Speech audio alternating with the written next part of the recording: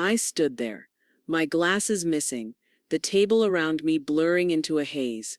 Ethan's smirk was all too familiar, his hand slipping them behind his chair. Paula's laughter rang in my ears, the mockery thick in the air. They thought I couldn't see it, thought I couldn't hear them. But as the night wore on, I understood exactly what they were doing.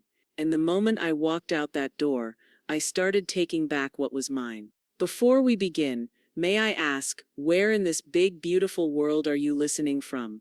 It's always a quiet honor to know who's sharing this space. Drop it in the comments and don't forget to subscribe.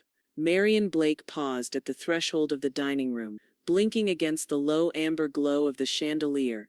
Without her glasses, the edges of the world blurred into smudges, the tablecloth a vague stretch of white, the silverware glinting faintly like misplaced stars. She squinted, trying to sharpen the room into focus.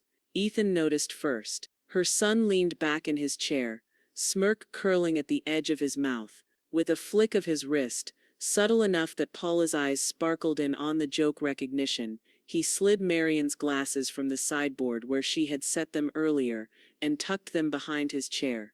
Paula burst into a laugh that bounced across the table like glass breaking. "Guess she doesn't need to read the menu tonight," she said, her tone sugary with mockery. Heat flushed up Marian's cheeks. She pulled her cardigan tighter around her shoulders, her fingers brushing the fraying cuff. She did not answer. Instead, she moved toward her chair carefully, her hand grazing the backrest before lowering herself down. The clink of cutlery and the faint aroma of roasted chicken filled the silence she refused to break. Dinner carried on as though nothing had happened. Ethan and Paula exchanged casual remarks about his latest promotion, Paula's book club, the new cafe opening downtown. Each laugh felt pointed, each chuckle too loud, while Marian fumbled with her plate, struggling to slice meat she could barely see. The scrape of knife against porcelain rang sharper than it should have, echoing her humiliation. Her fork missed the green beans twice before catching them. She chewed slowly, her throat tight, her ears burning. To them she looked diminished, fumbling, silent. Inside, her pulse hammered like a warning drum. At one point, Ethan leaned back and raised his glass. "To good eyesight," he muttered under his breath, just loud enough for Paula to catch. She snorted into her wine, dabbing at her lips with her napkin. Marian didn't look up. She kept her gaze fixed on the vague blur of food in front of her. Each bite tasted like ashes, no matter how much butter Paula had drowned the vegetables in. By the time dessert was served, Marian's hands trembled too much to pretend anymore. She set her spoon down gently, folded her napkin, and rose from the table. "I think I'll turn in early," she murmured, her voice almost swallowed by the chatter. "Of course," Paula said sweetly. Though her grin betrayed her satisfaction, Ethan didn't bother to look up. Marian walked from the room slowly, her slippers whispering against the hardwood. She kept her back straight until she reached the sanctuary of her bedroom, where she closed the door with deliberate care. The air was cooler here, quieter, but her heart still pounded against her ribs, the echo of their laughter rattling in her skull. She leaned against the dresser, eyes stinging, and let herself breathe. Then, as she pulled open her handbag for a tissue, something caught her eye. There, nestled between Paula's compact mirror and a tube of lipstick, lay her glasses, not misplaced, not forgotten, stuffed deliberately inside Paula's purse, as though her humiliation were some kind of trophy. Marian froze, fingers hovering just above the frames. Her breath came sharper now, not from weakness, but from clarity. She slid the glasses out slowly, the cool metal familiar against her fingertips. She unfolded them, set them carefully on her nose, and the world snapped back into sharp focus. Her reflection in the dresser mirror stared back at her eyes, tired but unbroken, cheeks still pink with heat, but jaw set like stone. The laughter from downstairs drifted faintly through the floorboards, but Marian no longer felt small beneath it. She saw. She understood, and in that moment, one thought settled heavy and sure in her chest. They thought she was blind, but they had shown her exactly who they were. Marian's fingers tightened around the glasses, as if they were a relic pulled from the earth. The metal was cool, smudged with Paula's fingerprints. She didn't slide them on right away. Instead, she carried them carefully to her dresser, pulled a clean handkerchief from the drawer, and began to polish. The lenses caught the lamplight as she wiped first one, then the other, restoring the clarity Paula had tried to strip from her. Each circular motion steadied her breath, transformed her humiliation into something sharp focused. By the time she placed the glasses on her nose, the world snapped back with startling precision, the grain of the wood beneath her palms, the fine lines etched around her eyes, the steady rise and fall of her chest. She wasn't blind. She had been watching all along. The laughter still drifted faintly from downstairs, but now it sounded distant, tinny, like noise on a broken radio.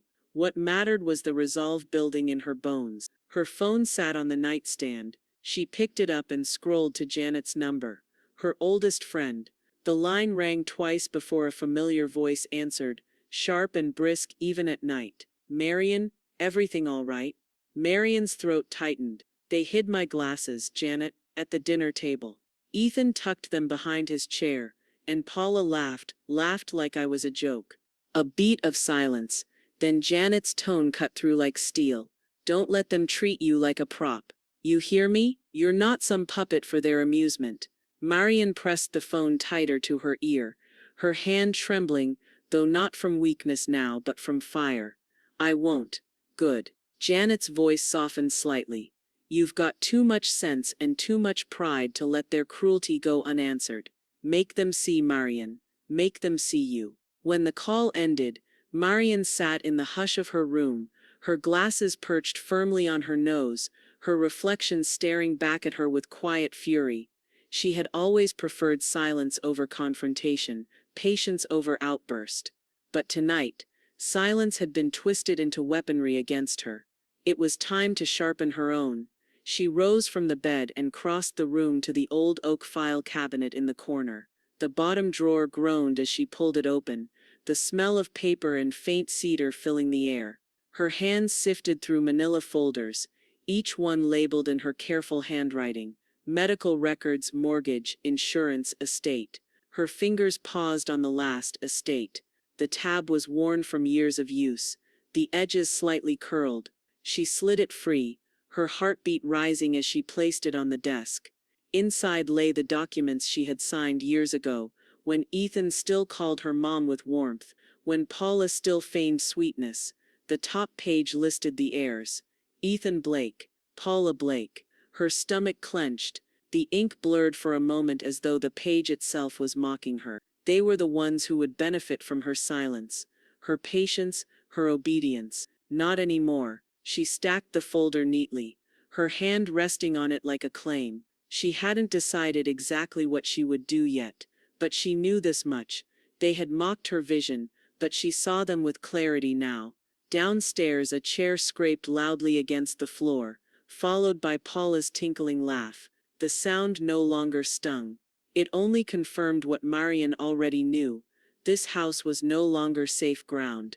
It was a stage they used to humiliate her. She drew a slow breath, straightened her shoulders and whispered to the papers, to herself, to the night, I won't. And with that, the first step of her revenge began, quiet, steady, deliberate. The folder lay open on Marian's desk, the pages neat and clinical in their legal phrasing. Yet every line cut sharper than any insult Ethan or Paula had ever thrown across the dinner table. Her eyes scanned the words, the black ink swimming into focus behind her glasses. Beneficiaries. Ethan Blake, Paula Blake. Her chest tightened, a pressure spreading across her ribs. The names sat there like an insult carved in stone. These were the people who had laughed as she groped for food at her own dinner table. The people who stuffed her glasses away as though her vision and her dignity were a joke. And one day when she was gone, all she had worked for would be delivered into their hands like a prize. She closed her eyes briefly, fighting the dizziness rising in her chest. She would not faint, and she would not falter. When she opened them again, her jaw was set. The clock ticked steadily on the nightstand, each second hammering into her resolve. Marian reached for her phone, her hands no longer trembling. She scrolled through her contacts until she found the name she hadn't called in years, Thomas Hale, her attorney. The line rang twice before his calm baritone answered. Thomas Hale, speaking. Thomas, it's Marian Blake. Her voice was quiet but certain. I need to update my estate documents. Immediately. There was no hesitation in his reply. Of course, Marian. Why don't you come into the polls? Tomorrow morning. 9 o'clock? She exhaled, a small release of tension. Yes, that will do. When the call ended, she sat back in her chair, her glasses sliding slightly down the bridge of her nose. She pushed them up with her fingertip, a small but steady gesture of control reclaimed. The house was quiet now. Ethan and Paula had retired to their room. Their laughter no longer echoed through the walls, but its sting still lingered. A soft knock on her door startled her. She rose and opened it to find Janet standing there, coat draped over her arm, eyes sharp with concern. I came as soon as I could, Janet said, stepping inside without waiting for invitation. She glanced at the open folder on the desk. Well, what's in there? Marian gestured to the pages. Them. It's all written for them. Janet's lips pursed into a hard line. She set her coat down and crossed her arms. Then tomorrow you fix it. Marian's voice was steady now. Thomas is seeing me at 9. A smile tugged at Janet's mouth, wry and encouraging. Good, and you won't go alone. I'll drive you downtown myself. We'll make a day of it. Marian allowed herself a small smile in return. It wasn't joy, it was something stronger, heavier, determination. The night passed with restless thoughts, but morning arrived all the same, pale light creeping through the blinds. Marian dressed carefully, choosing her navy cardigan and the pearl earrings her late husband had given her on their 40th anniversary. She wanted to walk into that office, not as a victim, but as a woman in command of her future. She joined Ethan and Paula at the breakfast table, where the smell of burnt toast lingered in the air. Ethan barely looked up from his phone, scrolling lazily. Paula buttered her bread with exaggerated precision, her eyes glinting as she looked at Marian's glasses perched on her nose. Careful, Paula said lightly, her voice dripping with false sweetness. Mom might sign the house away without seeing it. Ethan snorted into his coffee. Marian didn't flinch. She lifted her cup of tea, the steam warming her face, and took a slow, steady sip. If only they knew. The rain in Portland drizzled steadily that morning, beating across car windshields and dripping from the awnings downtown. Marian gripped her umbrella as Janet parked at the curb outside a tall stone building. Its brass letters read Hale and Associates, Attorneys at Law. Janet killed the engine, turned to her friend, and gave her a pointed look. You walk in there with your head high, Marian. They made you feel small last night. Today you remind yourself you're not. Marian adjusted her glasses, the frame steady on her nose. I'm ready. Inside, the office smelled of old wood and paper, the faint aroma of leather-bound books. A receptionist led them down a quiet hallway, their shoes muffled against thick carpet, until they reached a spacious office lined with tall shelves. Thomas Hale rose from behind his mahogany desk. His hair was silver now, but his eyes still carried the same calm sharpness. Marian remembered from years ago, when he had first drafted her estate. He extended his hand warmly. Marian, it's been far too long. She clasped his hand firm and steady. It has, but I need your help. They sat. Janet perched close beside Marian, as though daring anyone to rattle her. Marian removed her glasses, polished them briefly with her handkerchief, and then replaced them before she spoke. Her voice was measured, but the anger beneath it pulsed strong. At dinner last night, Ethan hid my glasses. Paula laughed. They left me fumbling at the table, blind and humiliated, like a child, and they enjoyed it. Thomas leaned back slightly, his expression sober. He did not interrupt, did not brush it off. He simply listened, pen still in hand, but unmoving. Marian's voice tightened. When I came upstairs, I found my glasses stuffed in Paula's purse, like a trophy. A heavy silence filled the office. Outside, Rain tapped faintly against the window pane. Finally, Thomas leaned forward, folding his hands atop the desk. Marian, I won't mince words. Their cruelty isn't just childish, it's dangerous. People who strip you of dignity don't deserve to inherit your life's work. Janet nodded vigorously, her lips pursed in righteous agreement. Exactly what I told her. Thomas continued, his voice calm but firm. We update your will immediately. Remove Ethan and Paula entirely. Secure your estate where it will matter, where it will be respected. Marian inhaled slowly, the weight of the moment pressing down on her shoulders, and then lifting. Do it, she said firmly. Thomas allowed himself a faint smile. That's the Marian I remember. Decisive. Janet let out a breath she had been holding and grinned, took them mocking her sight to make her see clearly. Marian almost laughed at that, though it was a bitter laugh, tempered by truth. They've mistaken my silence for weakness too many times. Thomas pulled a fresh folder from his drawer, and began drafting with deliberate strokes of his pen, his fountain ink scratching crisply against the paper. He spoke as he wrote, ensuring clarity. You'll redirect your assets as you wish. Who would you like to name as beneficiary? Marian didn't hesitate. Janet. And the Portland Literacy Foundation. Let them have what I've earned. Books, vision, dignity. Not Ethan, not Paula. Janet's eyes widened, her hands clasping Marian's. Marian.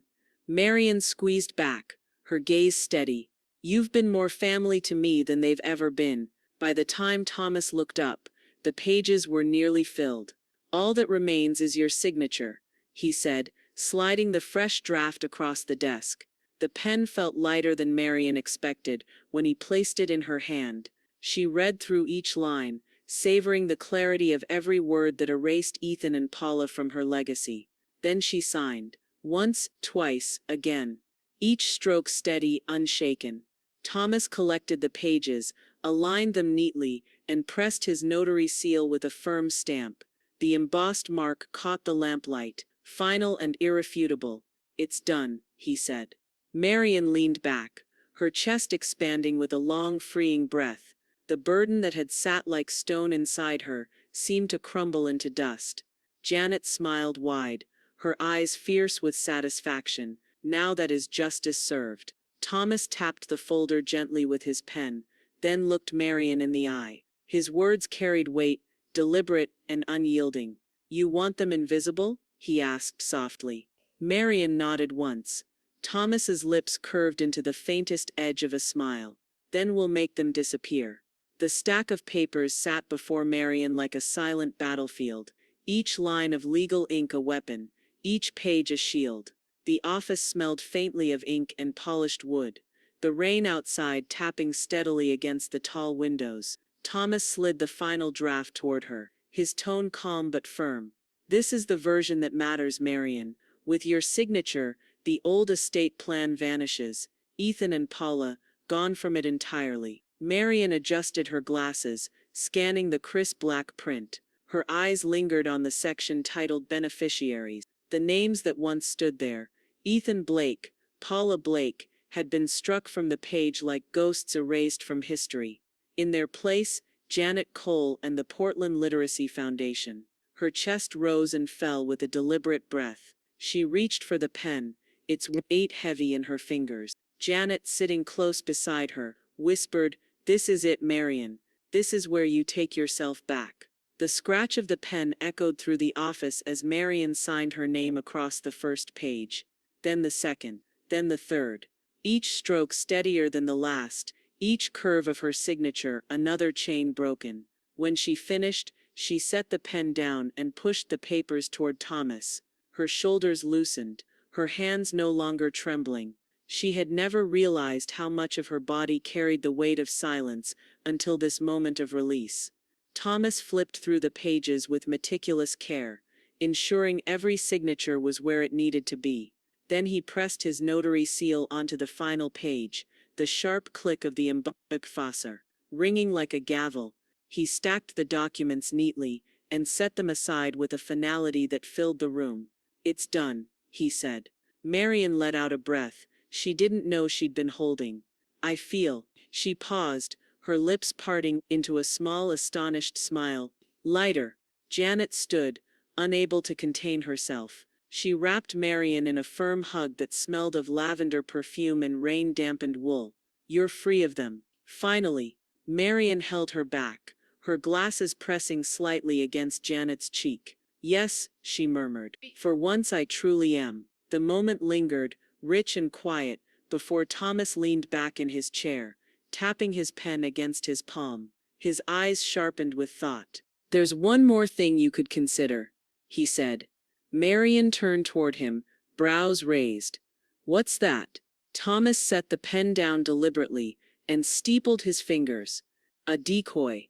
Leave an outdated draft will somewhere obvious.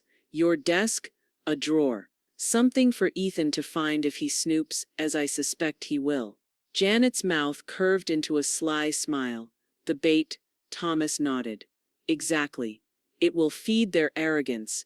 They'll think they're still in line to inherit everything, while the real will, the one I keep in my safe, remains untouchable. Marian tilted her head, a spark flickering in her chest.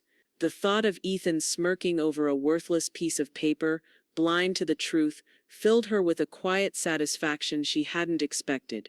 She smiled faintly, her voice steady. Then let them discover what I want them to see. If they enjoy games, I'll play. The rain outside quickened, tapping harder against the windows as if punctuating her words. The trap was set. The old draft will felt like dead weight in Marian's hands, yellowing edges, coffee stain along the corner.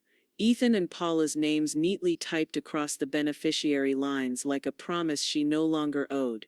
She slipped it into a plain manila folder, the paper rasping against her fingertips, and carried it to her bedroom desk. The desk was oak, scarred with decades of use, the kind of surface where every scratch told a story. She opened the center drawer and laid the folder there, just above a stack of utility bills and recipe clippings, obvious enough to be found, but tucked in with the mundane to look unintentional. She shut the drawer with a soft click, her lips pressing into a thin line. The real will, the one that mattered, was locked away in Thomas Hale's office downtown, sealed and notarized, protected behind steel and law. This shabby draft, this relic of a mistake, would serve a different purpose. When Marian called Janet later that evening, her voice carried a calm edge of satisfaction. So she said, adjusting her glasses as she looked at the closed drawer across the room, the bait has been placed. Janet laughed, a short, triumphant sound. Perfect. Let them choke on their own greed when they see it. Oh, Marian, this is better than revenge. It's theater. The word made Marian chuckle, the first real laugh she'd had in days. Then let the show begin. Days passed quietly, deliberately ordinary. Marian baked a blueberry cobbler, clipped roses for a vase, even let Paula chatter over breakfast about her latest shopping spree. She moved through her routines, like nothing had changed, the secret resting solidly inside her chest, but she watched. She saw the way Ethan lingered by her study door one afternoon, claiming he needed to borrow a pen. She noticed Paula's too casual questions about where Marian kept all those important papers. She gave nothing away. The moment arrived late on a Thursday. The house smelled faintly of Paula's overcooked casserole, sharp onions still hanging in the air. Ethan waited until Marian had stepped into the sunroom to water her ferns. Through the glass reflection she caught the faintest shift, Ethan slipping into her bedroom. Her hands stilled on the watering can, but she didn't move. She stood very still, the faint trickle of water pattering against the fern soil, listening to the muffled sound of her desk drawer sliding open. The quiet rustle of papers followed. Then a pause. Her heart thudded steadily. Not with fear, but with a deep, steady calm. A few minutes later Ethan reappeared in the hallway, his footsteps heavier than before. Marian turned slightly, pretending to fuss with the leaves, and caught the flicker of triumph in his expression before he smoothed it into casualness. He carried the folder low at his side, almost hidden, but she saw it. That night, Marian sat at the dinner table with her plate of roast chicken, her glasses perched neatly on her nose. She cut her meat into tidy bites while Paula prattled about a neighbor's new car. Across the table, Ethan shifted, trying too hard to look unconcerned. She let him stew. After the plates were cleared, Marian passed Ethan in the hall. She kept her eyes steady, her face neutral. "Sleep well," she murmured. His response was a faint smirk, tugging at the edge of his mouth like he had already won some unseen contest. Later, as Paula folded laundry in their room, Ethan leaned against the doorframe holding the manila folder. "Well," he said quietly, a gleam of satisfaction in his eye, "looks like she hasn't changed a thing." Paula's laughter bubbled out, sharp and cruel. "Blind old bat. She'll never know we found it." Ethan smirked wider, tapping the folder against his palm. "Oh, she'll never know." What neither of them realized, what Marian already savored in silence, was that what they held wasn't victory. It was bait, and they had swallowed it whole. For the next week, Marian noticed the glances. Ethan and Paula moved around the house with a quiet smugness, whispering in corners, their laughter soft but sharp. Sometimes she'd catch Ethan with that slight curve at the corner of his mouth, the kind of smirk that thought it owned the room. At breakfast, Paula leaned close to him, murmuring something that ended with, "When the time comes," before glancing at Marian with exaggerated sweetness. They thought she couldn't hear, that her years dulled her senses. But Marian caught every word. She buttered her toast without comment, her hands steady, her glasses perched properly on her nose.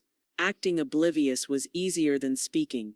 It gave her time to savor their blindness. Later that afternoon, she called Janet while sitting in her sunroom, the scent of lilacs drifting in from the open window.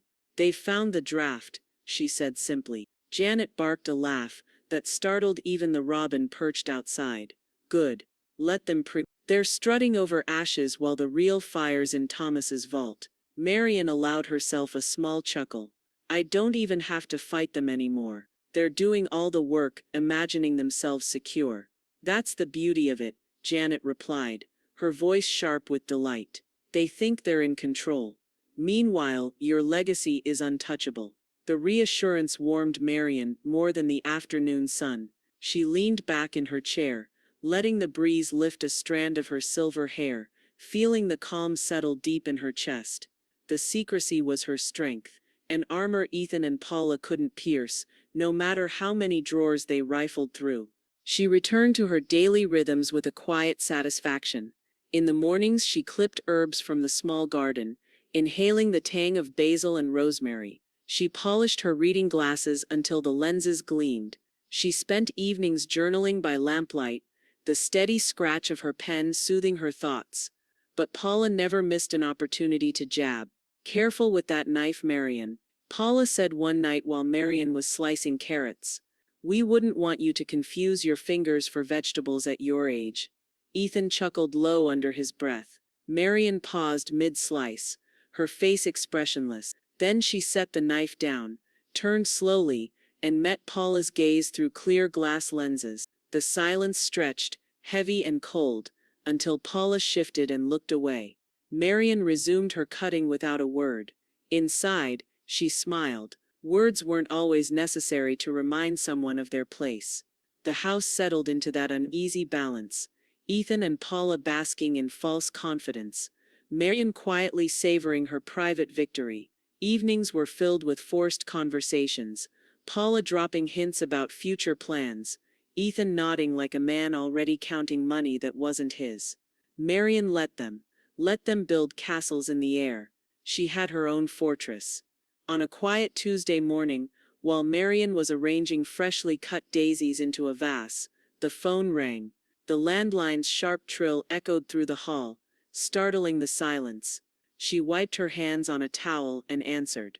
"Mrs. Blake? Yes, this is Marian. This is Rosa Martinez from First Portland Bank," came the warm professional voice. "I just wanted to confirm. Do you still want to move forward with your account changes?" Marian's fingers tightened on the receiver. The flowers trembled in their vase as she stood perfectly still, listening. The smirks across the dinner table suddenly felt like background noise. The real game was just beginning. The bank's glass doors slid open with a faint hiss as Marian stepped inside, her cane clicking softly against the polished floor. The cool air smelled faintly of paper, ink, and the faint tang of coffee drifting from a staff lounge nearby. She tightened her grip on her handbag, feeling the weight of her documents inside.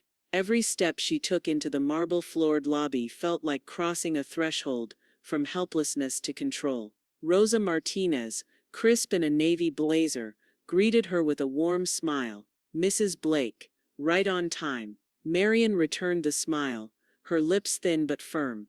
"I try not to be late for important business." Rosa ushered her into a private office, the muted sound of printers and murmuring tellers fading once the door closed.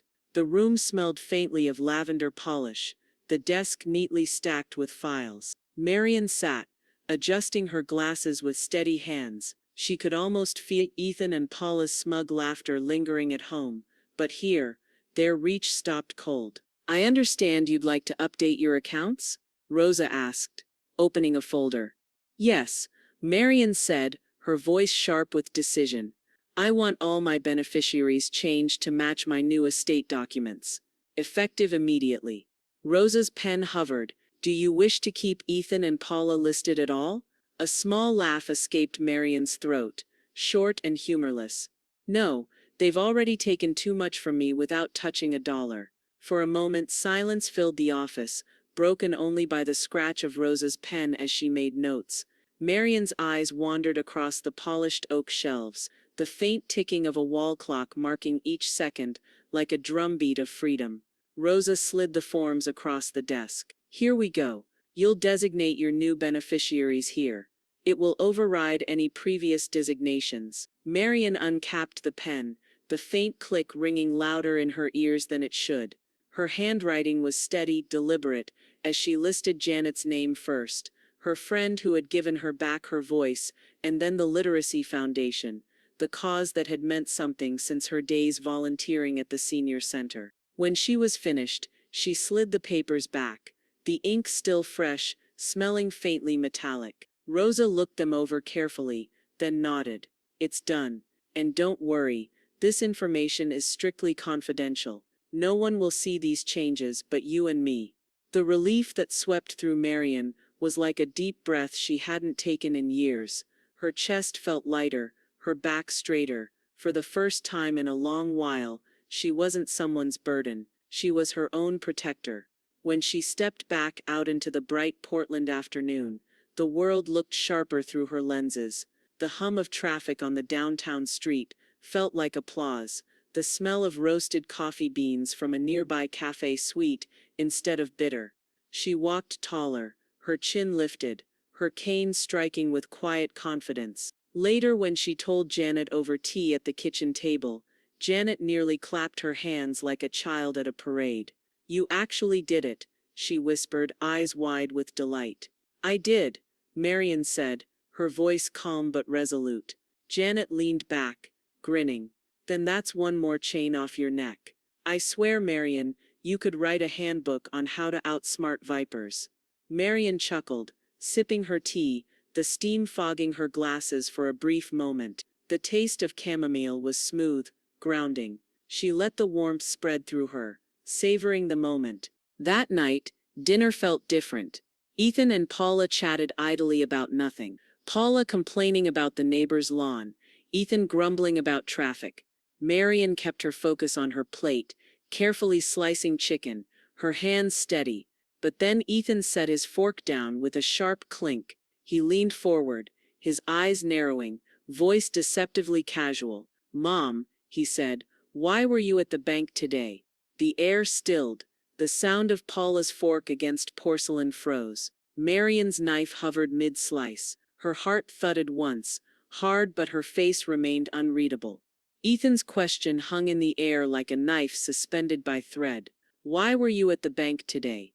His voice was calm enough, but his eyes carried suspicion, the kind that slices deeper than shouting. Marian set her fork down, with measured grace. She reached for her napkin, dabbed the corner of her lips, and lifted her eyes just long enough to meet his. Then she shrugged. Not a word left her mouth. Paula shifted in her seat, clearly expecting an explanation. Her wine glass clinked as she set it down harder than necessary. "We're just asking, Marian," she said with forced sweetness, her tone stretched too tight. "No need to be secretive." Marian returned to her plate, cutting into the last piece of chicken as though the conversation hadn't happened. The sound of knife against porcelain filled the silence. Ethan's jaw tightened. Paula's foot tapped under the table. Neither could stand the quiet wall Marian had built. By the time she excused herself and left the table, their uneasy glances bounced between each other like tennis volleys. The silence had unnerved them more than any answer could. Later that evening, Marian called Janet. The kitchen smelled of chamomile tea as steam rose from her cup. Her friend's laughter exploded through the phone as Marian recounted the entire scene. "You just shrugged and didn't say a single word." Janet wheezed between chuckles. "Oh, Marian, you're driving them mad. That silence of yours is better than any insult." Marian allowed herself a small smile. "They expected fear. I gave them nothing." "Good," Janet said firmly. "Let them squirm. They don't know what you've done behind those bank walls, and it's eating them alive." The tea was soothing, earthy on her tongue. Marian stared at the soft glow of the lamp on her counter. For the first time in years, she felt the balance tilting, power shifting from their hands back into hers. The next morning, her phone rang, breaking the quiet hum of the refrigerator. Thomas Hale's measured voice came through the line, steady as ever. "Mrs. Blake, I just wanted to update you. All your documents are now in full effect. The will, the accounts, the beneficiaries, everything is airtight. They no longer have any legal foothold in your affairs." Relief spread through her chest like sunlight warming frozen ground. "So they truly can't touch a thing. Not a cent, not a signature." Thomas confirmed. "It's all locked down." She closed her eyes, inhaling the faint scent of coffee still lingering in her kitchen. The security of it settled around her shoulders like a shawl. That evening, Marian moved through her home differently. The ticking of the old grandfather clock felt less like a countdown to doom and more like a rhythm to her victory. Ethan barely spoke during dinner, sulking with his arms crossed, his plate barely touched. Paula tried to cover the tension with idle chatter about a neighbor's new car, but her words were too quick, too brittle. Marian listened, nodding faintly, all the while feeling her own silence as armor. The tables had turned, she could sense it. Every look of suspicion they cast at her was proof that their confidence was unraveling. Later that night, the phone rang again. Marian answered to Thomas's calm baritone. "One more thing, Mrs. Blake," he said, his tone edged with purpose. "Now that everything is secured, there's an option we haven't yet discussed. If Ethan and Paula escalate, if they press harder or try to corner you, you're ready to file eviction papers. Legally, you can remove them from the house entirely." Marian's breath caught, a mix of shock and satisfaction twisting inside her. Eviction. The word echoed in her mind like a door slamming shut. She looked toward the darkened hallway, where Ethan and Paula's voices murmured faintly from their room. She gripped the phone tighter, her knuckles pale. Thomas's voice steadied her. "The choice is yours, but if they keep pushing, you can end it once and for all." Marian had barely finished her morning tea when Ethan appeared in the doorway, leaning against the frame with his arms folded. His voice was measured, too casual to be honest. "Mom, don't you think this house is a little much for you? All this space, all these stairs, wouldn't it make sense to downsize?" She looked up from the crossword puzzle spread neatly across the kitchen table. The sunlight poured through the lace curtains, painting her glasses in gold. She didn't answer right away. She filled the silence with the scratch of her pencil, one slow letter at a time. Paula slid in behind him, carrying a mug of coffee and a smile sharpened like glass. "Ethan's right," she chimed in, her tone dipped in sugar. "We could sell the place, help you find something smaller, easier for you to manage. Think of the relief, Marian." Marian lifted her head, her lips forming the smallest of smiles. It was the kind of smile that said nothing, the kind that left her audience desperate to interpret it. She folded the newspaper, rose and carried her empty teacup to the sink. The clink of porcelain against porcelain was her only reply. That afternoon, she sat across from Thomas Hale at his office, the faint hum of the city seeping through the tall windows. His office smelled faintly of leather and ink, the walls lined with shelves of thick legal tomes. "They've started pressing, haven't they?" he asked, sliding a neat stack of papers toward her. His gray eyes scanned her face, steady as always. "Yes," Marian replied, smoothing the edge of her cardigan. "They talk of selling the house, of downsizing." Their words drip with concern, but it's control they want. Thomas gave a single slow nod. "Then it's time we move from defense to offense. I've prepared the eviction documents. If they escalate even once more, we'll be ready." Marian's hand hovered above the papers, her pulse quickening at the bold letters across the top.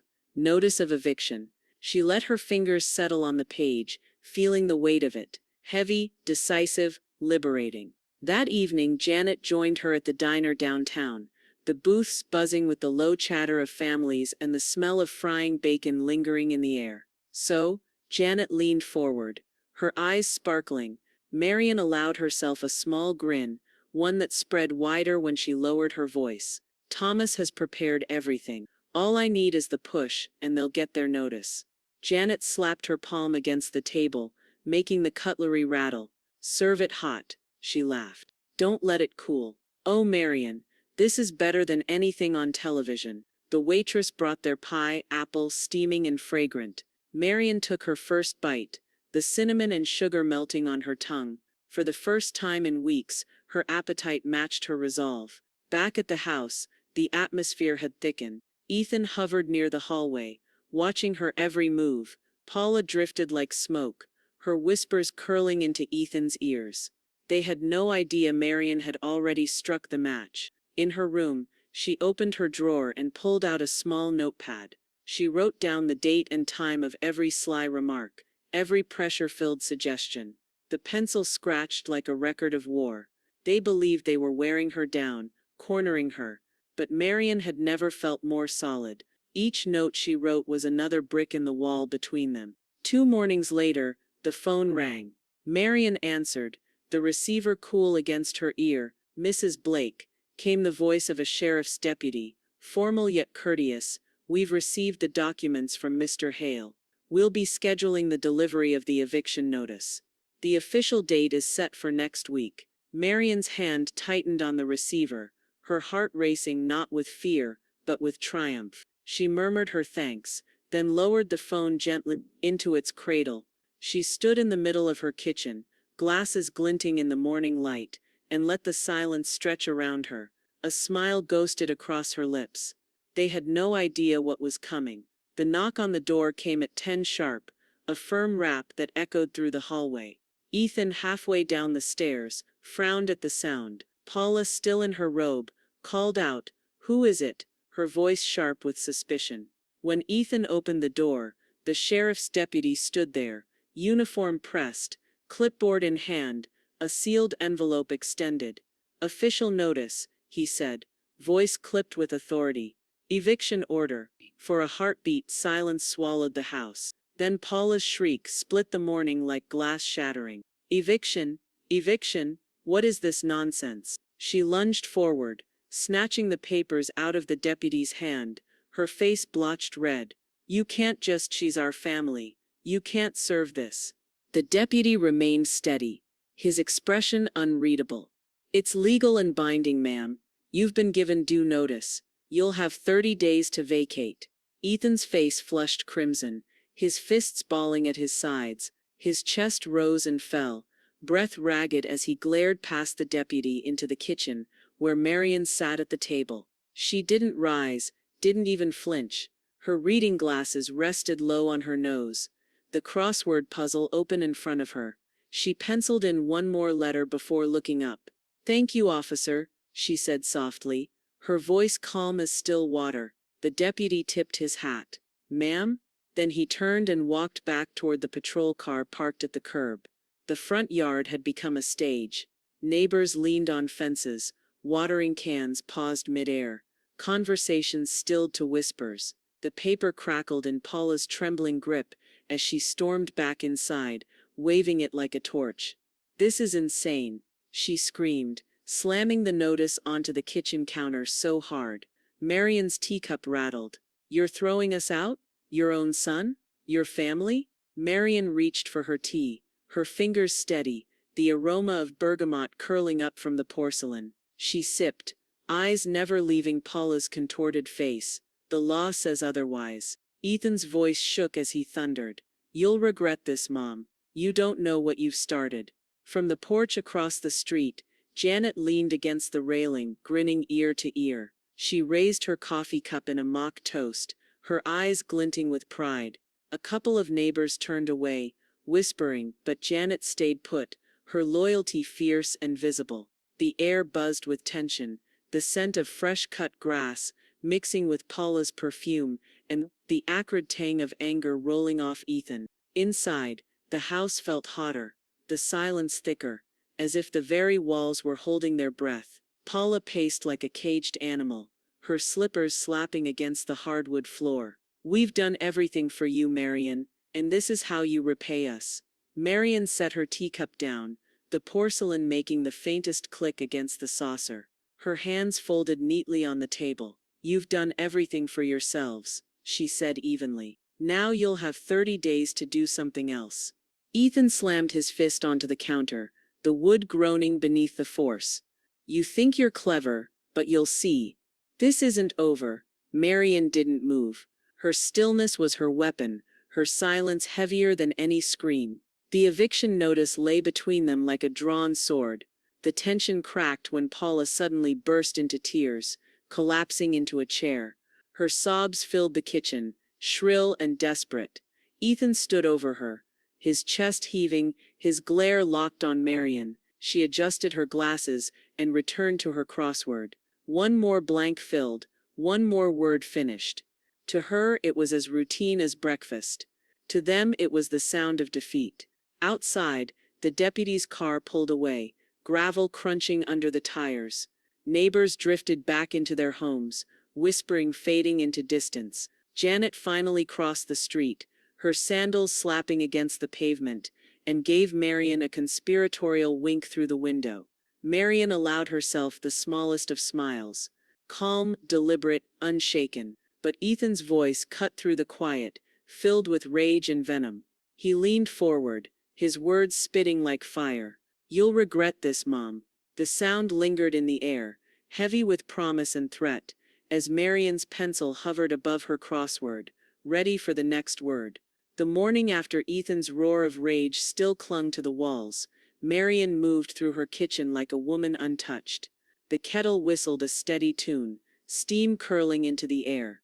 She set out her porcelain teacup, dropped in a slice of lemon, and poured the hot water with hands that never trembled. Every small ritual, the clink of spoon against ceramic, the faint citrus rising from the cup, was her defiance. Behind her the house carried the sound of frustration like a storm trapped in the rafters. Paula slammed a cabinet upstairs, then another. The thuds echoed like gunshots, meant to unnerve. Marian stirred her tea gently, unhurried. A knock at the back door broke the rhythm. When she opened it, Janet stood there with a grin and a bakery box in hand. "Brought pie," she announced, her tone as casual as if nothing at all was happening. Marian's lips curved. "You read my mind." They sat together at the table, the scent of cinnamon and sugar filling the air. Janet sliced the pie, setting generous wedges onto plates. The flaky crust crackled beneath the knife. "So," Janet said, fork already poised, "did the world end overnight?" Marian chuckled softly, the sound almost startling even herself. "Not yet." Ethan's sulking. "Paula's trying to bring the house down with her slamming. But I'm still here." Janet raised her fork like a toast. "And you'll still be here when they're gone." Later that afternoon, Thomas called. His voice carried the steady confidence she'd come to rely on. "Everything is filed, Marian. Their appeal window is minimal, and the paperwork is airtight. They have no legal recourse." She exhaled, leaning back in her chair, her hand brushing against the cool wooden armrest. "Then all that's left is waiting." "That's right," Thomas affirmed. "And when the sheriff comes back, It will be final. When she hung up, Janet tapped her finger against the table, eyeing Marion. Hear that? Airtight. Not even Paula's shrieking can break airtight. By evening, Ethan had retreated into silence. He sat in the living room, shoulders hunched, staring at the muted television without really watching. A glass of whiskey sweated on the table beside him, untouched. The man who once filled every room with his opinion now seemed reduced to shadows. Paula, on the other hand, was a storm. She slammed doors until the hinges rattled, muttering curses just loud enough for Marion to hear. Each slam was a demand for attention, for reaction. Marion gave none. She set her journal on the kitchen table, flipped open its worn leather cover, and wrote, "Day 1 after notice served." Ethan silent. Paula loud. Neither of them understand that silence is heavier than noise. My tea held steady. The scratch of her pen was soothing, steadying. Every detail she recorded was a reminder of her control, her truth against their tantrums. The house smelled of pie crust and tea leaves when night fell. Janet had gone home, promising to return with more laughter tomorrow. Ethan's whiskey remained untouched. Paula's door slammed one last time. Marion tucked her journal away, washed her cup, and let the quiet wrap around her like a blanket. She felt no regret, only relief. The eviction notice wasn't just paper, it was armor. The next morning, the mail arrived with its usual shuffle of envelopes and glossy flyers. Marion gathered the stack, the crisp paper cool against her fingers.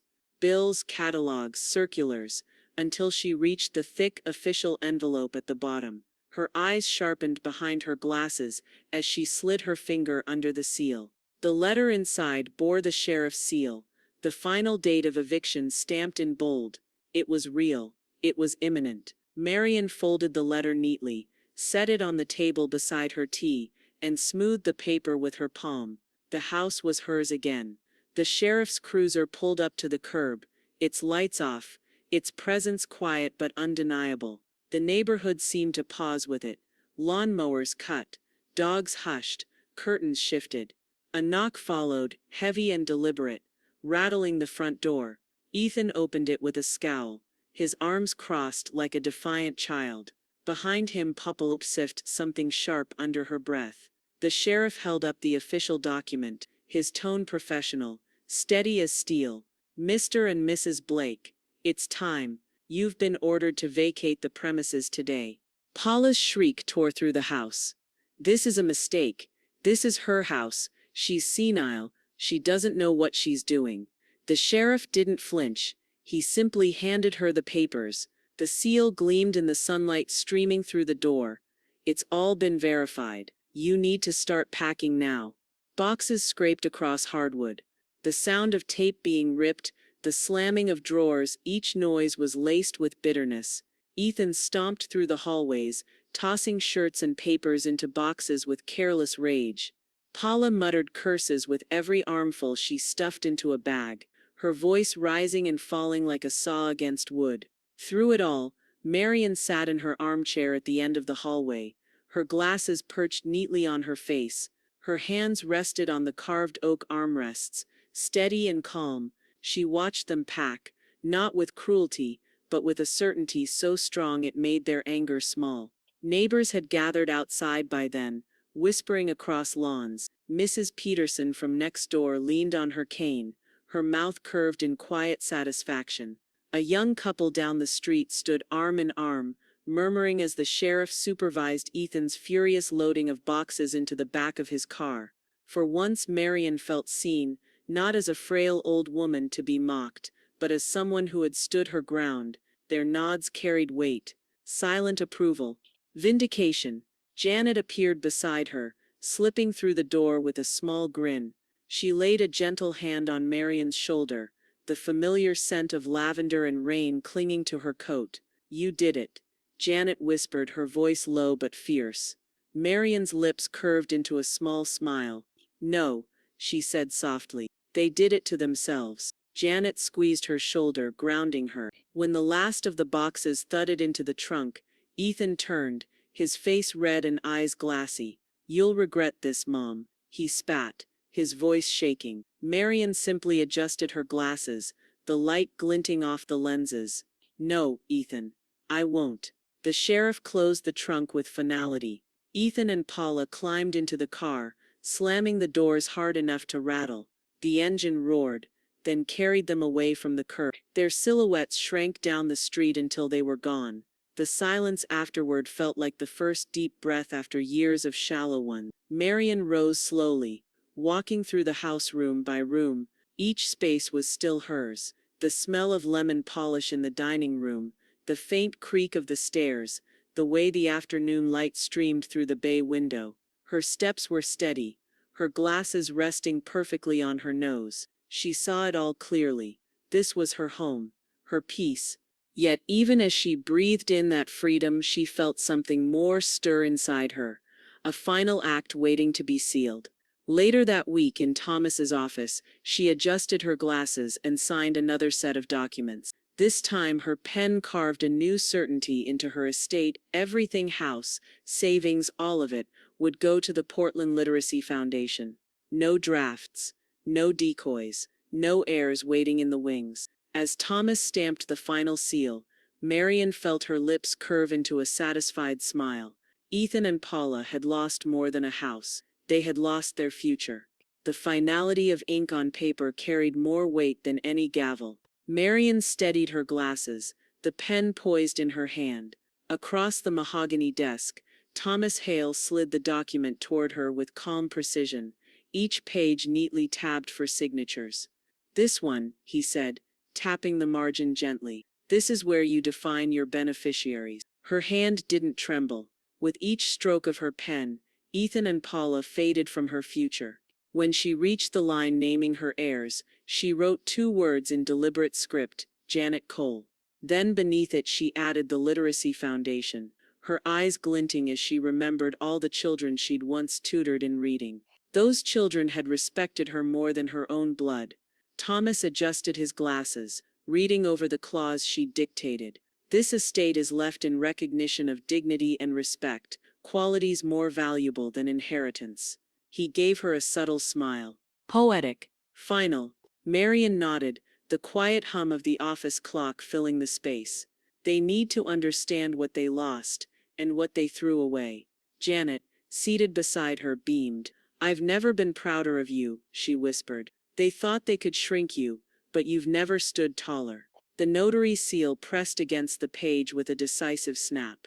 The sound echoed like a lock closing, a fortress built around Marian's wishes. She exhaled, her shoulders finally unclenching as though she'd been holding her breath for years. Thomas stacked the pages neatly and slid them into a folder marked Final Estate Copy. "There it is, legal, unshakable. They can kick and scream, but they'll find nothing here that belongs to them." Marian's lips curved upward. Relief settled over her, not as a soft sigh, but as an empowering force, a cloak she wrapped around herself. For the first time since the humiliation at that dinner table, she felt untouchable. Later that afternoon, the diner's bell jingled as Marian and Janet stepped inside. The smell of frying bacon and fresh coffee wrapped around them, warm and familiar. Their favorite booth waited by the window, its red vinyl seats worn but comfortable. Janet ordered cherry pie before they even settled. "This calls for sugar and celebration." Marian chuckled, her laughter light, unburdened. "For once I don't feel like the joke. I feel like the punchline." Their plates arrived and the flaky crust cracked under Marian's fork. The tart cherries and sweet syrup melted on her tongue, grounding her in the simple pleasure of being free. Across from her, Janet raised her coffee mug in a toast. "To independence," Janet said, eyes shining. Marian lifted her own cup, the steam curling between them. "To dignity, and to never being invisible again." As they ate, townsfolk passed their booth, some pausing to greet Marian with warmth she hadn't noticed in years. A wave here, a smile there, each gesture chipped away at the bitterness Ethan and Paula had tried to bury her in. The world saw her, truly saw her. When the plates were cleared and the last drops of coffee sipped, Janet dabbed at her lips with a napkin. "So what now? You've done it all." Marian leaned back, her glasses catching the diner's neon glow. "Now," she said, I live in peace.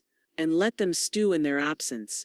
Back in Thomas's office, he slipped the certified copy into an envelope, sealing it with deliberate care. His fountain pen scratched across the mailing label as he addressed it to Marian's home. The envelope sat on the desk, ready to enter the world, ready to arrive in her hands, and with it came the final safeguard, her legacy sealed away from those who had mocked her sight. Marian turned the dial of her small fireproof safe, the metal cool beneath her fingertips. Each click of the numbers felt like a heartbeat, measured, deliberate, final. When the latch opened, she slipped the thick envelope inside, the seal from Thomas's office still unbroken. She closed the door, spun the dial, and listened for the lock's bite. A faint smile tugged at her lips. That sound was her fortress. She moved slowly through the house, her house. The hardwood floors creaked under her steps, but instead of groaning like they used to in her mind, they sang a low, steady hymn of ownership. The living room smelled faintly of lemon polish, the curtains freshly washed and fluttering with the late afternoon breeze. For years she'd felt like a guest inside these walls, her voice drowned out by Ethan's sarcasm and Paula's cutting laughter. Now every corner belonged to her silence, her rules. She paused by the mantel, straightening a photo of her late husband. His calm eyes looked out at her from behind the glass, steady and approving. "They won't touch a thing of ours," she murmured, fingertips grazing the frame. Her glasses had slipped a little on her nose. Marian lifted them, cleaned the smudged lenses with the edge of her sleeve, then set them back firmly. The world came into sharper focus, the faint lines in the wallpaper, the neat rows of books she'd dusted that morning, the way the light fractured against the vase of tulips on the table. She saw everything now, and she intended to keep it that way.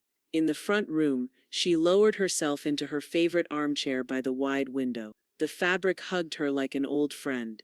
Outside, children played on bicycles, the squeak of their brakes and the shrill laughter of Tag carrying into the evening air. A dog barked 2 houses down, and someone's grill sent up the smoky tang of barbecued ribs. Marian closed her eyes briefly, savoring it all. Life was loud and full beyond her glass, but in here she had peace. The front door creaked open without a knock, and Janet's familiar voice floated in. "I brought coffee, the strong kind. You'll need it after the day you've had." Marian chuckled. "I'll never turn down your coffee, Janet. Set it right here." Janet appeared, carrying a cardboard tray with 2 steaming cups. She set one beside Marian and eased into the other chair, her eyes bright with satisfaction. "So it's all sealed? Done and dusted?" Marian lifted her cup, the rich aroma curling into her nose. She nodded. "Locked away. They can search until their knuckles bleed. They'll never find it. My future doesn't include them." For a while the 2 women sat in companionable silence, sipping their coffee, watching the neighborhood settle into twilight. Marian felt the weight in her chest lessen, replaced by a fullness she hadn't known in years. Freedom, she realized, didn't roar. It whispered. It settled into the bones. Janet leaned back, tilting her head with a grin. "You know, if invisibility is revenge, you've made it an art form." Marian's smile was steady, her voice firm. "They wanted me invisible in my own life. I chose instead to make them invisible in everything that comes after." Outside, the first porch lights flicked on up and down the street. Inside, Marian adjusted her glasses once more, steady hands ensuring her vision was clear. She let her gaze travel over the safe across the room, the quiet hum of protection radiating from it. For the first time, she didn't feel hidden. She felt seen by herself, by her friend, by the life she had reclaimed. She leaned back in her chair, warmth spreading through her chest, the coffee rich on her tongue, Janet's presence steady beside her. The world was hers again. "I let them laugh in the dark, but in my estate they'll never be seen."